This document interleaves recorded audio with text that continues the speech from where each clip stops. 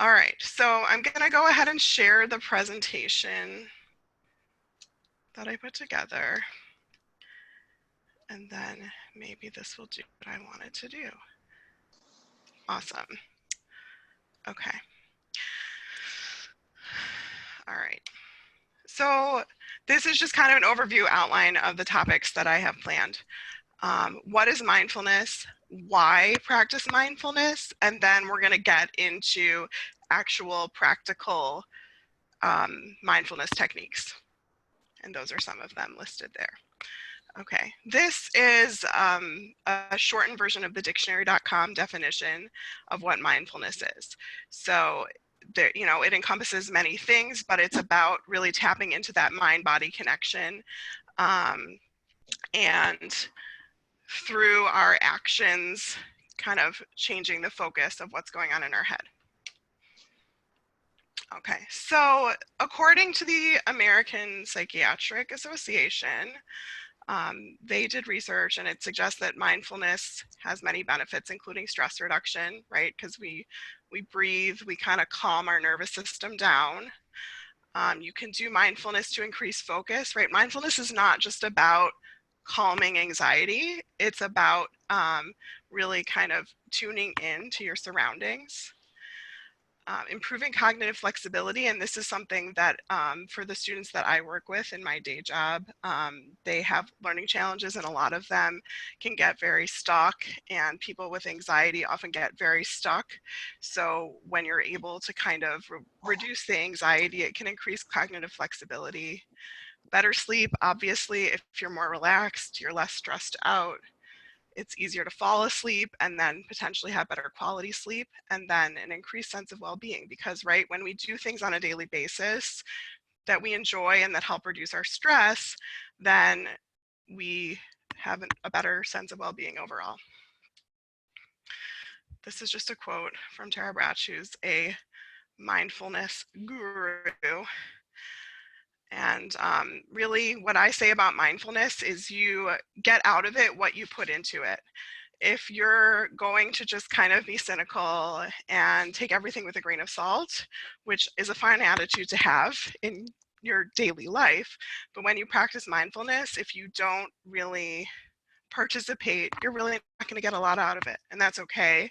When I do this with groups of students and colleagues, I say, if you're not going to participate, please just be quiet and sit there and don't disrupt the rest of the group. So if you don't feel like participating, please mute yourself so that the rest of the folks can get as much out of it as they would like.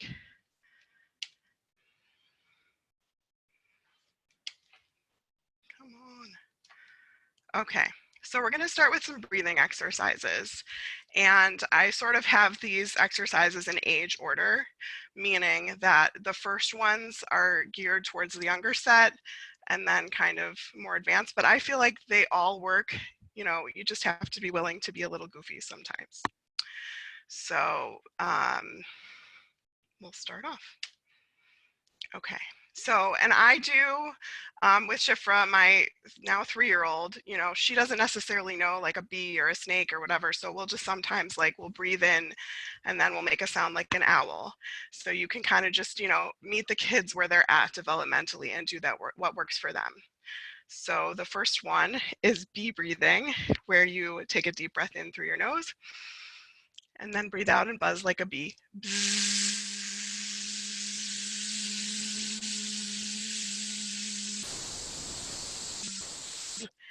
And the idea, I actually, when I was in graduate school, I did a 2-day seminar on trauma and treating trauma.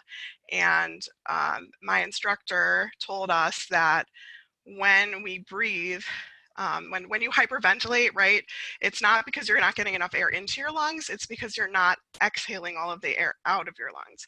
So anything that really helps you to focus on your exhale and really lengthen your exhale is helpful. So that's why all of these animal sounds. So the next one is the snake. We'll breathe in through our nose and then breathe out and hiss like a snake.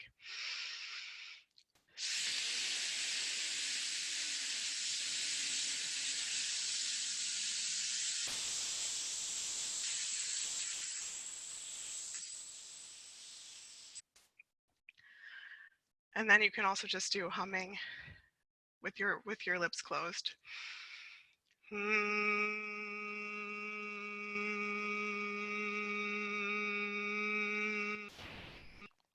Right, so really any sound, anything that kind of gets you to make a sound helps focus and elongate your exhale. This one is really quick, simple.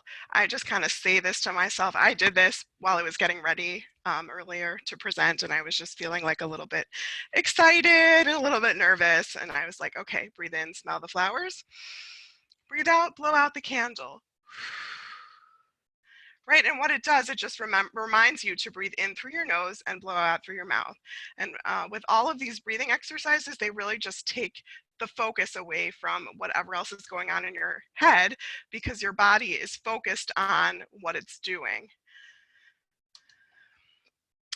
This one I like to do with students a lot. It's really simple to remember. And it's on a Coping Skills for Kids blog. You can find this, that's where I got the graphic from. It's called triangle breathing because it's like 3 sides, and you can see in the graphic, right? And you can even trace a triangle with your finger or just count to 3 on your fingers. Having that visual or physical shape can be really helpful, especially for kids, so that to help them remember and to just kind of help to focus the mind on something else. So let's do it. Let's breathe in for 3. Hold for 3. 1, 2, 3, and then breathe out for 3. And then I usually do this a few times. Usually with breathing exercises, you want to try to do them at least 3 times, but not particularly more than that, because then it can just kind of mess with your breathing pattern, and it's not always a healthy thing. If it's not enough to sort of calm your nervous system down, then you can just sort of start counting breaths and kind of breathe in and out and count to 10, or as long as you need to. All right, and then this one is actually one of my favorites because it has like a fun movement to do with it, and the kids really like it. It's called elevator breathing because you make like an elevator with your hands. And I put some of the hand motions in the visuals as well. So you start with your elevator open, and then as you go up, you breathe in, you open up to let the people off, and you hold, and then you close the elevator and exhale as the elevator descends. And now Isaac, my 9-year-old, insists that you also have to let the people off at the bottom. So feel free to do that if you would like. I always tell that part to my students as well because they think it's funny. But this is one of, he's waving. All right, thanks, Isaac. This is one of my favorite ones because, and the kids really like it just because it's easy to remember and it's just got that fun component too. This is not something that I expect you to do when you're like walking down the street and you're like stressed out about, you know, the next COVID or what you have going on in life, but it's something that you can do when you're by yourself. So let's try it. Okay, so we're gonna breathe in, hold, and breathe out. Breathe in, hold, breathe out. Breathe in, hold, breathe out. Okay, and this one, this is Dr. Andrew Weil's breathing exercise, and I've done this more with older grades, like middle school and up. It works really well for adults. I find that when I'm really stressed out, it kind of helps take the edge off. The 4-7-8 pattern, it's just harder for the kids that I work with in particular to remember because it's not like 3-3-3 or has a fun elevator. So this one I gear more towards, you know, adults or older students. But basically you breathe in for a count of 4, you hold for 7, which is challenging, and then you make a whooshing sound as you breathe out. So again, it's really focusing on that exhale, and the exhale is longer than the inhale. And the idea is to do this no more than 3 times in total. So let's try it. Let's breathe in for a count of 4. Hold. 1, 2, 3, 4, 5, 6, 7. Breathe out. 1,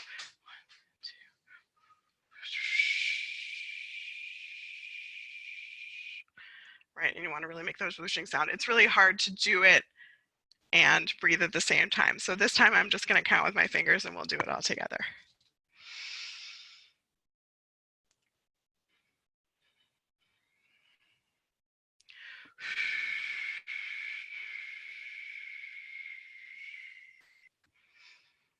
Okay. All right. Any questions before we move on from breathing exercises? And what I like about breathing is that a lot of these you can kind of do anywhere, and you can do it on your own, and it's not gonna like make all of your stress go away or make all of your anger or upset go away, but it does kind of help take the edge off, and kind of help you function and cope in the moment. Okay. The next couple of exercises we're going to be doing are grounding exercises, and those are exercises that really help us be in the present moment and not be thinking about what we had for dinner or what we're going to do after this, just to really kind of focus our awareness into our current surroundings, right? So the quote kind of speaks to that piece. I'm not going to read it. Okay, so this one is called Lines on the Hand, and I actually got this one from this fabulous card game that I have, which I put in the resources. It's called Mindfulness Matters, and it's a cooperative game that you play. You spell the word mindful. You can play with 2 or more players, or you can just use the cards. They all have really great techniques. Some of them have practice, some of them have kind of food for thought about, you know, like, is technology a good thing or a bad thing in our lives, and how can that have an impact on our ability to be mindful? So this strategy is from there. So basically, if you hold up your hand, or you can sort of see in the picture, right, where the lines kind of make like almost an M shape. So you're going to take one hand and then take the forefinger from your opposite hand and just slowly trace the lines on your hand. And my students really like this one because you can sort of just, if you're sitting somewhere, right, if you're sitting at a desk, or now when we're all on Zoom or other technological platforms, right, you can just sort of do this off camera. And it's very soothing and calming and kind of helps you be a little bit more present, but it's, you don't need any special tools, and you can just do it anywhere. All right. Okay, so the next thing we're going to do is a mindfulness countdown, and there are several different countdowns out there that you can do. I like to do one using the 5 senses. So when I do this with students, they always like want to tell me like, oh, it's this and that and the other. I'm like, no, I just want you to think in your head. So I just want you to think in your head, and we're going to kind of count down from 5 to 1 using our senses. So I want you to look around the room, and I want you to notice 5 things that you can see with your eyes.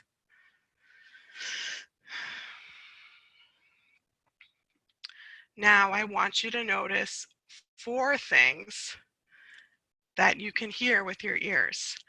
And maybe you're not hearing them right now.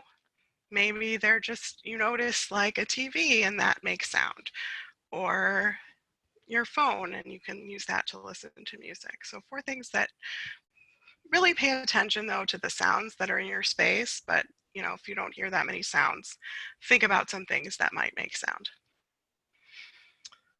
All right, now I want you to notice 3 things that you can touch. You do not need to reach out and touch them. Just think about how they might feel if you were to touch them. Now pay attention to your sense of smell. Look for 2 things that you can smell, or smell 2 things that you can smell. And now think about one thing that you taste.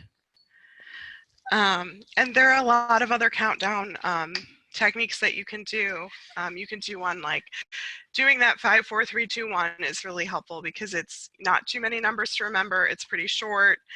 You can also do one with the letters of the alphabet. Look for something that starts with A.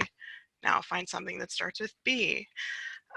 Or you can do one, you know, with like 5 colors that you see, 4 shapes, 3 soft things, 2 people, if there are people in the room, a book, you know, different objects. And what that does is that really focuses your attention in the space that you're in. And it's good for like getting ready to learn, getting ready to work, you know, getting ready to be with other people and be present in whatever way you can be with people during this time. Okay, any questions? Grounding, mindfulness, focus. I have many other techniques I could share, but I didn't want to bore everyone. I wanted to keep it concise. I do have a list of resources at the end with links to websites that have, I mean, there are many ideas. I mean, just kind of taking a nature walk and noticing things around you can be very grounding and can really kind of help you be in the present, or doing like a mindfulness scavenger hunt is a great kind of little field trip for kids. Maybe not as much for adults, although I love a good scavenger hunt. So there are many other suggestions. Any questions before we move on? All right, I'm gonna get into like the real relaxation piece. So we're gonna do 2 exercises back to back, and you can do them separately or in succession, like I'm going to do. And the key for both of these, so for doing a progressive muscle relaxation exercise, if you're narrating it for someone else, you really want to talk slowly and quietly, but not too quietly that they can't hear you. But you can also do this for yourself. And sometimes, like when I can't fall asleep, or if I'm really stressed out about something, I will just think about this, and you can do it anywhere. So I want you to sit in a comfortable position with your feet supported. You can also lie down if you're more comfortable doing that. It may be a little bit more tricky to do that over Zoom.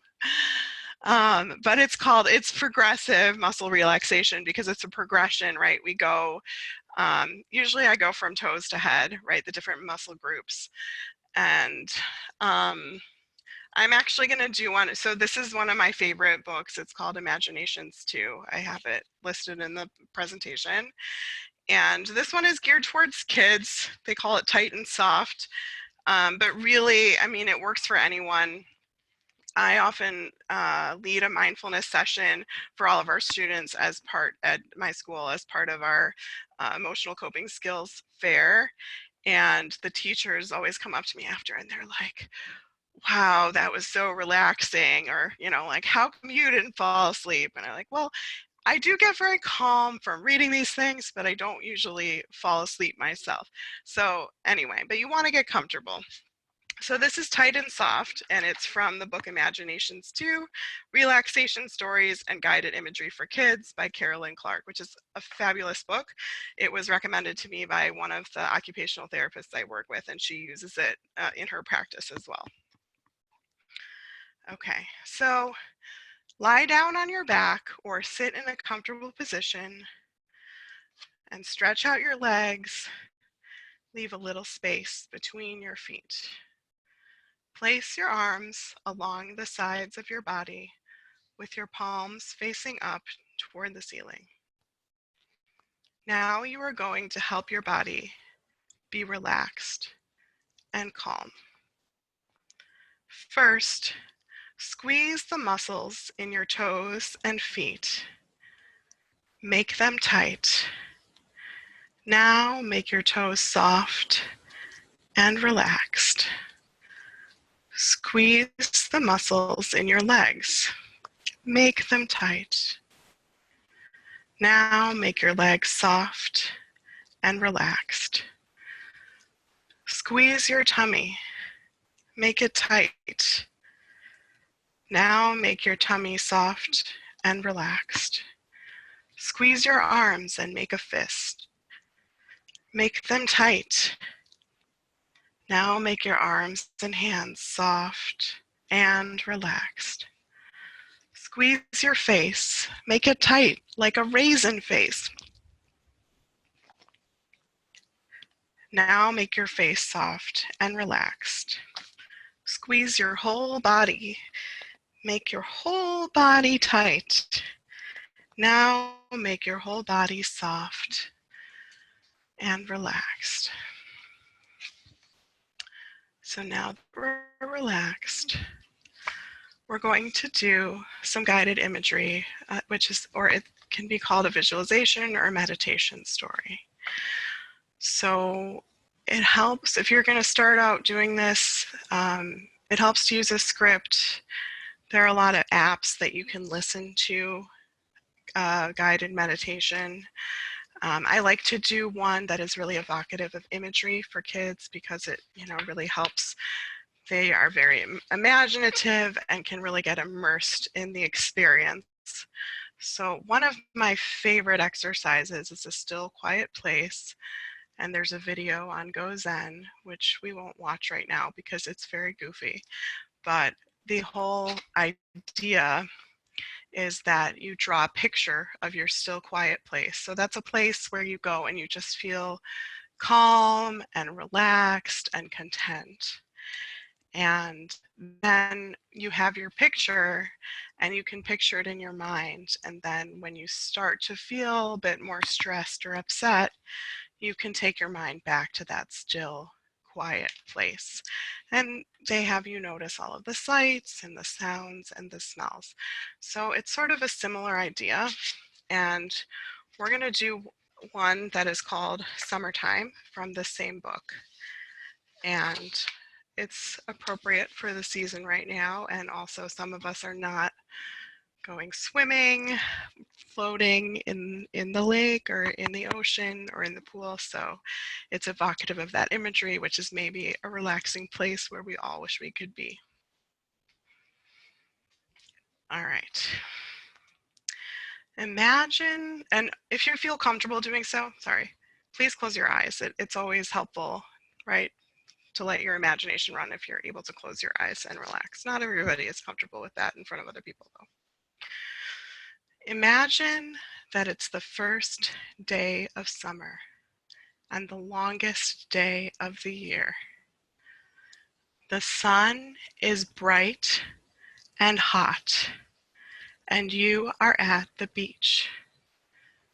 You have a colorful raft to float on. Take a deep breath in and then blow out, filling the raft with air. Take another deep breath, then blow out again, making the raft bigger. Take one more deep breath, then blow out, filling up the raft. You are very hot and feel like going for a swim. You slowly go out into the cool, calm water with your raft. Holding onto your raft, float in the water and look at all you can see from here. Palm trees bend slowly with the wind, and there's a colorful rainbow off in the distance. Take a deep breath in and smell coconut sunscreen and sweet smelling tropical flowers. Run your tongue over your lips and see if you can taste the salt in the air too. Listen to the sound of the waves on the shore. Do you hear seagulls or children laughing? Imagine that you climb onto the raft and float on your back. Feel the water gently rock you back and forth, back and forth, back and forth as you float. The cool ocean breeze on your wet skin relaxes each part of your body. Feel the breeze on your feet and feel them relax. Feel the breeze on your legs and feel them relax. Feel the breeze on your belly and feel your belly relax. Feel the breeze on your arms and hands and feel them relax too. Now feel the breeze on your face.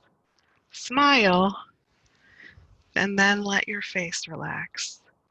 Cool and calm, enjoy floating and relaxing on this summer day.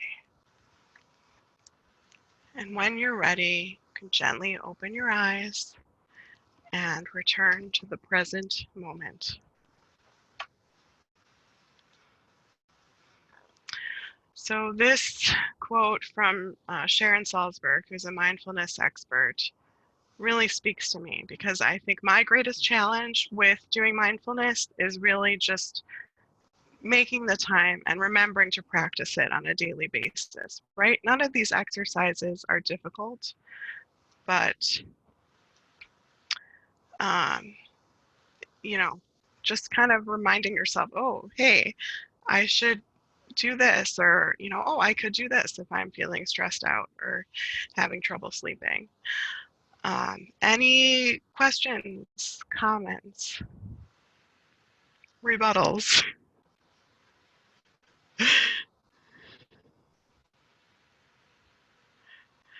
All right, well, I'm going to go through the presentation and then I'll stop screen sharing. So if anyone has any comments or questions, then that would be a good time because I'll actually be able to see all of you. Okay, so this is just the resources. And like I said, I did share the link to the Google Slides in the chat, and these are all linked here. Most of these are geared towards kids, but a lot of them do have suggestions for adults. My Life, which is formerly known as Stop, Breathe, and Think, has a free app, and that's for kids or adults. And the Calm also has an app that you have to pay for, but on their blog, they have exercises that are great for kids or adults. Go Zen is mostly geared towards kids, and the rest of the resources are mostly geared towards kids. But the book and the card game that I referred to are also linked there. And then just some thank yous.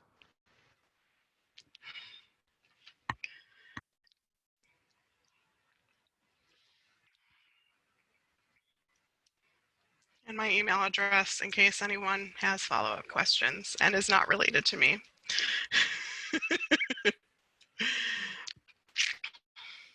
And, attribution, I use Slutsky for the template, etc. Okay. All right. So now that we're all calm and relaxed, does anyone have any questions? There are many, many, many other exercises we can do. I mean, I like breathing things. I have a lot more that I could share. This book also has a lot of fun, like it's cute for kids. I like to use it with our kids before they go to bed. It has kind of some breathing games that you can do with kids and just kind of some yoga poses. Getting yourself into like a shavasana or starfish pose, right, where you're lying on your back with your fingers spread out, is a good way to start before you do PMR, progressive muscle relaxation, or do a relaxation story. And I've actually recorded myself reading some of these stories for my students because I wasn't able to do them as a group, and a lot of my students were really struggling with, some of them were struggling with pretty significant anxiety about distance learning or about COVID or whatever. And so I recorded myself so that they could listen to it on their own. So that's something that, you know, I don't know that you'd want to listen to your own voice, but you could do it for a friend or significant other or child. Um, as long as you feel comfortable kind of doing that soft, soothing. I don't know. My coworkers, like, I kind of got roped into doing this mindfulness piece at school because they say, you know, you have a soft and calming voice. I'm like, really? Okay. Like, I think I gotta talk fast. And but apparently, you know, it works. And usually, my kids get relaxed, and if Will's in the room when I'm doing it with them, he gets very sleepy too. All right, what else? You all can take yourselves off mute and discuss and chat questions. What what other exercises would be helpful, or, you know, like what more would you want for your mindfulness toolbox that we didn't cover? Deborah, are you talking? No. What, Ilana, what? I'd take a recording of your voice. Well, thank you. I know, I really do think that the voice, like, that really is key. Like, I've tried several different apps, like, to use myself. I had a subscription to Headspace, and like some of my students, especially my male students, like the voice. A lot of the stories are read by this Australian guy, and he's got a great voice. Like, I like his voice, but it just was not like so relaxing for me for whatever reason. Like, personally, I prefer a female voice. But some of the, like, the guys who were like really into, like, you know, like Fortnite and like really like sports and all that, like, they really took to this voice from Headspace. Like, I used it in sessions, like group sessions with students and stuff. What else? I mean, do you think that, you know, that you might actually, if you remember to, like, some of this stuff is stuff that you might find useful? Sure. It wasn't too, like, you know, kid oriented. No, I thought it was great for kids and adults. Yeah, well, that's what I like about it, and I think it can really be adapted, you know, for any age. Yeah, some of those breathing techniques are things that I've definitely encountered in other, like in therapy and in other spaces. So yeah, and there are a lot more. It's just kind of like, for anyone, like, I know Amy in her presentation last week was talking about like making an actual physical, like, bin of coping skills toolbox, which I love, because I oftentimes with students will have them kind of make like a metaphorical toolbox, and that's just way too abstract. But with breathing exercises, I mean, you could actually put like a card in there or something. I do have a worksheet that I put together that has a couple of these exercises that I distribute sometimes to students, or we put in. So the school that I work at, we work with kids with learning challenges, and they are with us. It's a transition school, so the idea is that they're with us for a few years. So we send kids with those resources when they leave. It goes in their binder that they take with them so that they kind of remember this. But we actually started last school year, when we were actually all together in the building, we actually started opening our staff meetings with doing a different mindfulness technique so that we could learn as a staff and be able to incorporate it with the students. And honestly, you know, when you've been working all day, seeing kids, teaching, right? Because I also teach classroom groups in addition to seeing individual students and running small groups. It was just such a great way, because you're like, it's Thursday afternoon, it's towards the end of the week, everyone is exhausted, and then just starting off with some mindfulness, it really was a great refresh, and it just made those meetings feel so much less like dragging. And I found it really helpful. We kind of stopped doing it because we just had more to talk about, and we didn't want to eat into everybody's time, because some of these exercises do take time. There's a really fabulous one that I went to a training with Lynn Lyons, who's an anxiety expert, and she did this fantastic one with your hand but it really, you know, it's just like very long. Like you have to really kind of get into it to have it really be helpful. And it's not the best way to start a meeting when you have like, you know, many things on the agenda. But I wanted to give over some of what all of the social workers in the organization went to this training, and I wanted to bring back some of what we learned. So it's a trade-off. Anybody else? We used to have one morning a week when I was teaching before school. We would do mindfulness because the principal was really right. The staff were invited, so a handful of us would come, and it was a really nice way to start the day. Yeah. I do think, you know, like we've really been trying as an organization to incorporate it more. Like we have incorporated more. We have kind of a folder that we just kind of dump in different things. Like there's this whole stop strategy where it's like stop, think, you know, and orient yourself to the present. So they're great. And I think for working with kids especially, or people who have challenges with memory, anything that incorporates a visual component is really great. One of my favorite resources that I use working with kids, but she's got some great stuff. Her name is Counselor Carrie, and she does all these great, like, very colorful things. So this is like her grounding technique. So some of them, you know, even just kind of like orienting yourselves, right? Like saying to yourself, okay, my name is, I am in, today is, the season is, the weather is, I'm wearing, I can see, right? That just kind of takes you out of your head, and you're just really like, okay, here I am, I'm present. And even just doing that right at the beginning of your workday, or at the beginning of, you know, a Zoom meeting before you get started, or whatever it is. So I'm gonna try to do that too, because I really feel like I mean, I don't work my full schedule during the summer. I actually have a couple of kids I'm seeing, but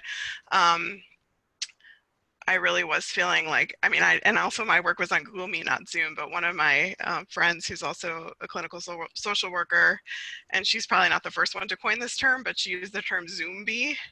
And I feel like for so many of us in this time, like that's just so true, that it really does take a like drain. I know I've talked to some of you about this.